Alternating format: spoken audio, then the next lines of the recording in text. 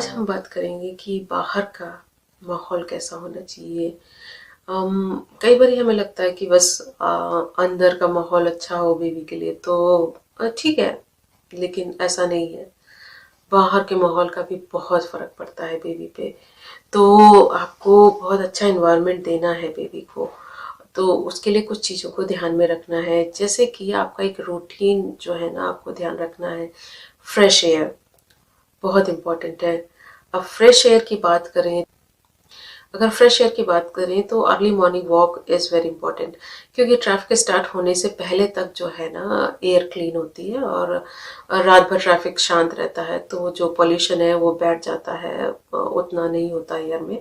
तो morning walk important है, morning exercise important है। अगर आपके पास आप ऐसी जगह रहते हैं जहाँ पे स्पेस नहीं है वॉकिंग की, या फिर कोई पास में पार्क नहीं है जहाँ वॉक कर सके, तो अगर स्पेस नहीं है वॉकिंग का तो कोई बात नहीं, अपनी बालकनी में या अपने फ्रंट गार्डन में या अपने बैक गार्डन में मैट डाल के बैठ सकते हैं और अपना लाइट योगा कर सकते हैं। तो आप बस ये ध्यान रखिए कि आपको ब्रीदिंग एक्सरसाइज जरूर से जरूर करनी है। तो ब्रीदिंग एक्सरसाइज में अनुलोम विलोम इज द बेस्ट। सो अनुलोम विलोम में बेसिकली ये है कि आप जो है ना अपने नोज को ऐसे होल्ड करते हैं, breathe from one side of nostril, block that side, then exhale through other side, inhale from same side, block and exhale through other side। तो ये जो एक्सरसाइज है ये आप रेगुलर करिए। ये एक्सरसाइज के हंड्रेड्स बेनिफिट हैं और बेसिकली ये जो है ना ब्रेन को ऑक्सीजन देने की एक्सरसाइज है और इसके अलावा ये नेगेटिविटी को भी हटाती है। तो ये एक्सरसाइज एवरी मॉर्निंग आपको करनी है। इसके अलावा और भी जो आप योगा की कुछ exercise, I think lots of video available on YouTube, तो उनको फॉलो कर सकते हैं। जो प्रेगनेंसी से रिलेटेड एक्सरसाइज है, लाइट एक्सरसाइज करनी है, हैवी एक्सरसाइज नहीं करनी है, तो वो आप करते रहें। अब क्या है उसके बाद, अगर फॉर एग्जाम्पल अगर आप वर्किंग है तो ठीक है, आपका एक रूटीन है 9 to 5, आपको जाना ही जाना है, या फिर आपको ये बिजनेस कर रहे हैं या घर पे बैठ के बिजनेस चला रहे हैं या वर्किंग फ्रॉम होम है, तो रूटीन तो वही है 9 to 5 अगर है तो आप थोड़ा जल्दी उठ जाइए। जल्दी उठ के आप अपनी ब्रीदिंग एक्सरसाइज कर लीजिए और प्रॉपर ब्रेकफास्ट कर लीजिए। ब्रेकफास्ट के बिना आप घर से बाहर मत निकलिए। ब्रेकफास्ट बहुत इंपॉर्टेंट है, प्रोटीन रिच ब्रेकफास्ट इंपॉर्टेंट है। तो आप कोशिश ये करिए कि आप जो है ना प्रोटीन रिच ब्रेकफास्ट करें। अगर आप घर से काम कर रहे हैं तब भी बैठने से पहले आप जो है ना अपना ब्रेकफास्ट ले लें।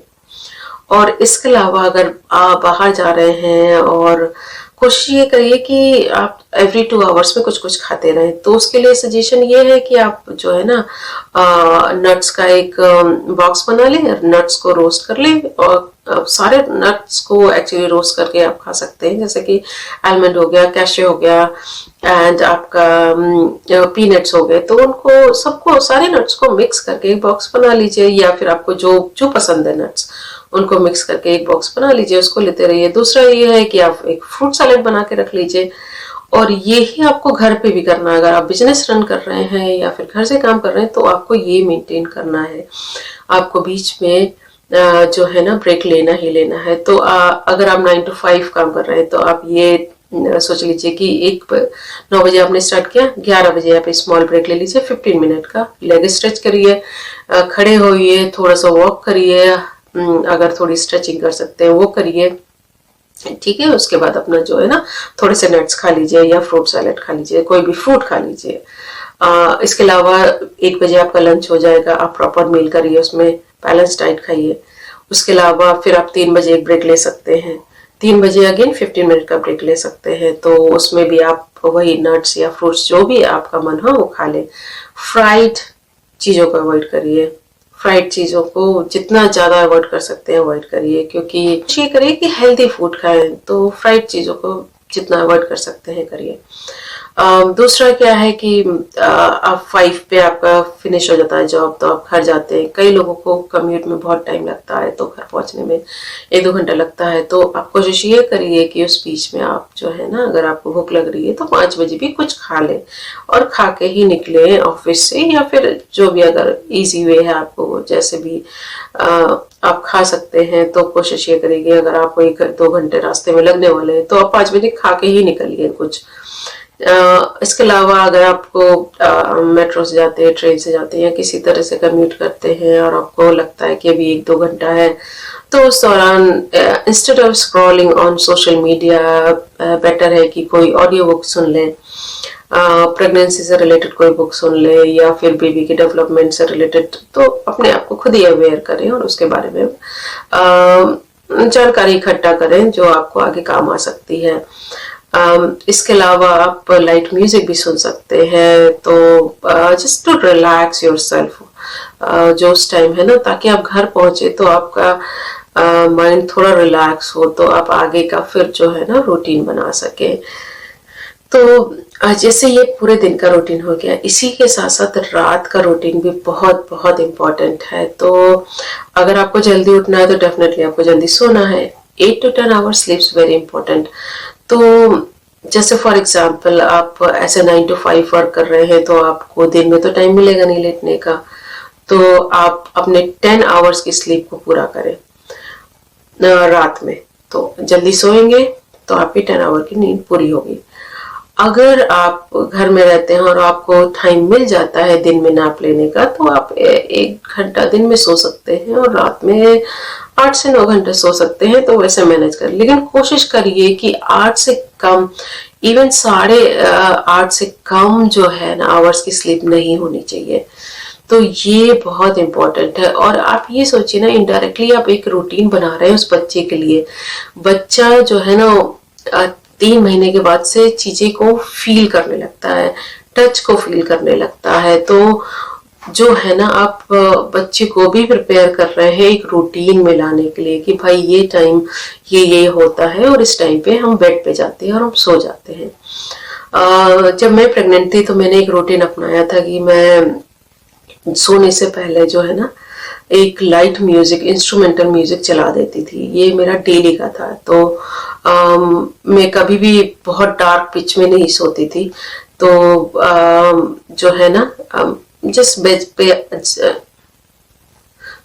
पे जाते ही आधे घंटे के लिए, तुरंत तो नींद आती नहीं है, आधे घंटे हल्की सी लाइट ऑन रहती थी और लाइट म्यूजिक चलता रहता था। उसमें रिलैक्स भी हो जाती थी, मैं लेटे ब्रीदिंग भी कर लेती थी। तो इससे क्या हुआ, एक्चुअली इसका मैंने बेनिफिट जो देखा है मेरे बच्चे पे, कि उसका जो है ना स्लीप पैटर्न बहुत अच्छा था। वो लाइट से कोई प्रॉब्लम नहीं थी उसको। मैं वो म्यूजिक लगाती थी और वो सो जाता था। वो उस तरह से ट्रेन हो गया था मेरी टमी के अंदर। तो ये चीज का कि आप उसको एक रूटीन दे रहे हैं, तो ये इम्पोर्टेंट है। तो मुझे मेरे बच्चे के एक्चुअली स्लीप के लिए कभी कोई प्रॉब्लम ही नहीं हुई। मुझे बहुत सारे पेरेंट्स से सुना है कि अरे ये सोता नहीं है, ये करता रहता है, रात में एक्टिव होता है, खेलता है। ये एक्चुअली क्या है ना कि बच्चे के भी तो एक लिमिटेड टाइम है, जितनी देर वो सोने का उसका बॉडी की रिक्वायरमेंट वो सोता है। कई बच्चे कम सोते हैं। तो अब क्या है ना, आपने पहले से ही उसका रूटीन बना दिया। जब वो आपकी टमी में है तो वो उस रूटीन में एडजस्ट होना उसके लिए इजी हो जाता है। तो अगर आप ये कर सकते हैं तो करिए कि आप बेड पे जाइए, सब कुछ मोबाइल टीवी आधे घंटे पहले सोने से बंद कर दीजिए। रूम में जाइए, लाइट म्यूजिक लगाइए, एक लाइट भी हल्की सी जलने दे, ताकि उसको जो है ना इसकी आदत है। इवन मेरे बच्चे के पैदा होने के बाद भी मैंने कभी, जब दिन में भी सोता था, मैं कर्टन नहीं डालती थी। और जो है ना कोशिश करती थी कि उसको आदत रहेगी किसी भी सिचुएशन में सोने की। अगर लाइट है तो भी सो जाए, लाइट नहीं है, डार्क है तो भी सो जाए। तो दोनों सिचुएशन के लिए उसको प्रिपेयर कर दिया था मेंटली।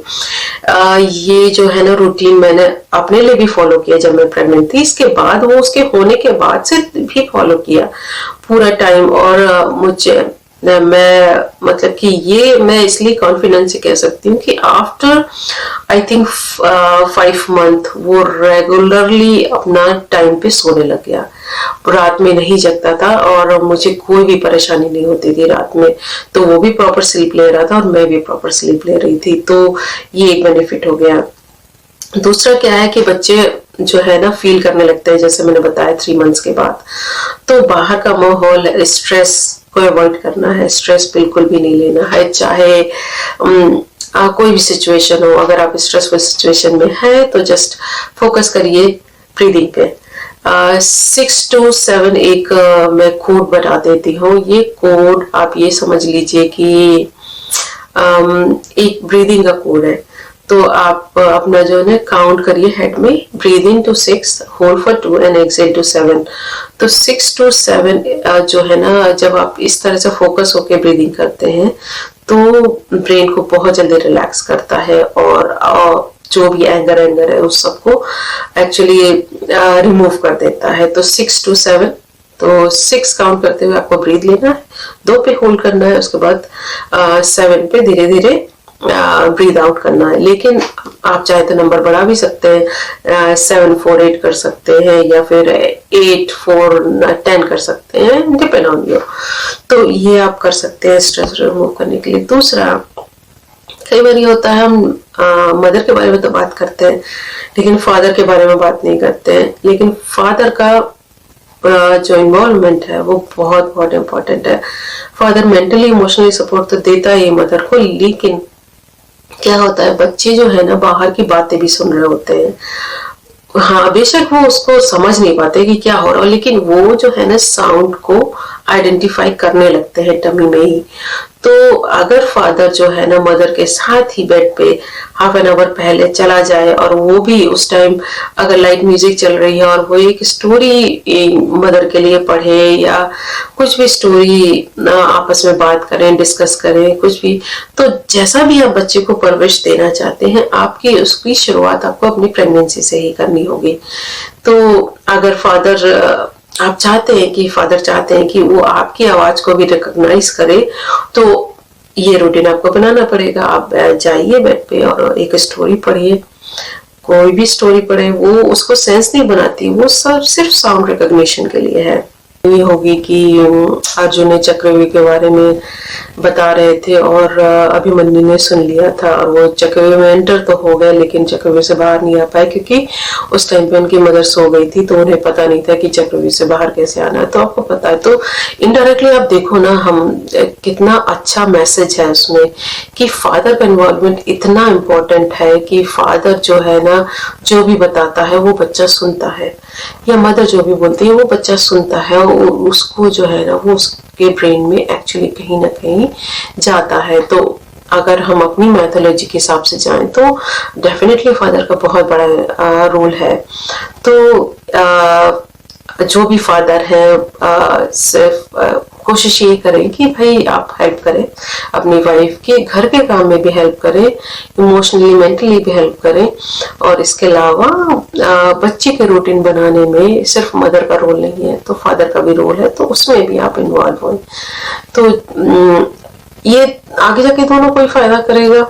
आप भी अपने बच्चे को उतना ही प्यार करते हैं जितना मदर करती है, तो बेसिकली आपको वो प्यार शो करना पड़ेगा अपने बच्चे को। तो आप कैसे शो कर सकते हैं भाई, एक टच सेंसेशन है, आप टच करते हैं टमी को तो बच्चे को पता चलता है, जब वो किक करता है तो आप टच करते हैं तो उसको पता चलता है किसी ने टच किया, टच का डिफरेंस भी उसको पता चलता है। तो आप देखें ना बच्चा होने के बाद जो है ना मदर के पास जाके चुप हो जाता है क्योंकि उसको वो हार्ट बीट वो रिकॉग्नाइज करता है। इसी तरह की अगर आप ज्यादा क्लोज रहेंगे बच्चे को तो बच्चा आपके भी हार्ट बीट को रिकॉग्नाइज करेगा, आपकी वॉइस को रिकॉग्नाइज करेगा, तो जो है ना बाद में जो है ना आपके साथ भी बहुत हैप्पी रहेगा और रिलैक्स रहेगा। तो इन चीजों का जो है ना आपको ध्यान रखना है। तो बेसिकली इस तरह से हम बच्चे को एक अच्छा बाहर का माहौल भी दे सकते हैं जो उसके डेवलपमेंट में हेल्प करेगा। आगे के वीडियो में हम बात करेंगे 0 to 2 इयर्स के बच्चों के लिए कि क्या क्या आपको ध्यान रखना है, क्या क्या माइलस्टोन वो कवर करते हैं और उसके लिए आप क्या कर सकते हैं और भी कैसे आप कर सकते हैं। तब तक के लिए धन्यवाद, थैंक यू, बाय बाय।